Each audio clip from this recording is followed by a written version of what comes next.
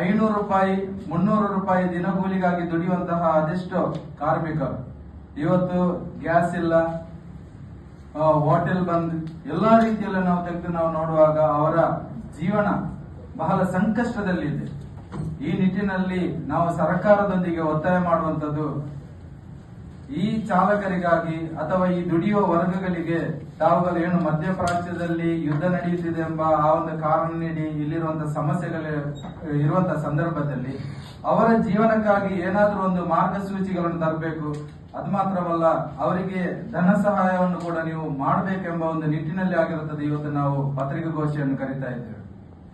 ಮಾಧ್ಯಮ ಮಿತ್ರರೇ, ಇವತ್ತು ಬಹಳ ಒಂದು ಬೇಸರದಿಂದ ಹೇಳುವಂತ ಒಂದು ವಿಷಯ ಅಂತ ಹೇಳಿದ್ರೆ, ಏನು ನಮ್ಮ ಸದನದಲ್ಲಿ ಯಾವ ವಿಷಯದಲ್ಲಿ ಚರ್ಚೆ ಆಗಬೇಕಿತ್ತು, ಜನಸಾಮಾನ್ಯರ ಸಂಕಷ್ಟಗಳಿಗೆ, ಅವರ ನೋವುಗಳಿಗೆ ಏನಾದ್ರೂ ಒಂದು ಪರಿಹಾರವನ್ನು ಕಂಡುಕೊಳ್ಬೇಕು, ಅವರಿಗೆ ಏನಾದ್ರೂ ಹೊಸ ಮಾರ್ಗಸೂಚಿಗಳನ್ನು ಕಂಡುಕೊಳ್ಬೇಕು, ಈ ವಿಷಯದ ಕುರಿತಲ್ಲಿ ಚರ್ಚೆ ಆಗಬೇಕಿತ್ತು ಸದನದಲ್ಲಿ.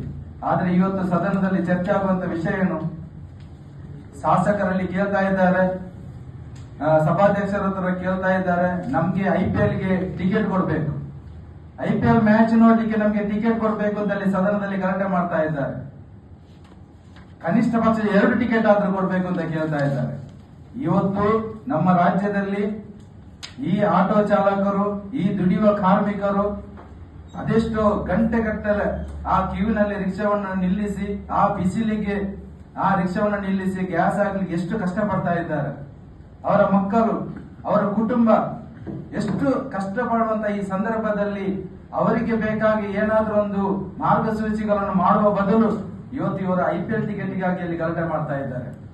ಇದನ್ನೆಲ್ಲ ನೋಡಿಕೊಂಡು ಸೋಷಿಯಲ್ ಡೆಮೊಕ್ರೆಟಿಕ್ ಟ್ರೇಡ್ ಯೂನಿಯನ್, ನಾವೊಂದು ಜವಾಬ್ದಾರಿತ ಸ್ಥಾನದಲ್ಲಿರುವಂತಹ ಒಂದು ಸಂಘಟನೆ ನಾವು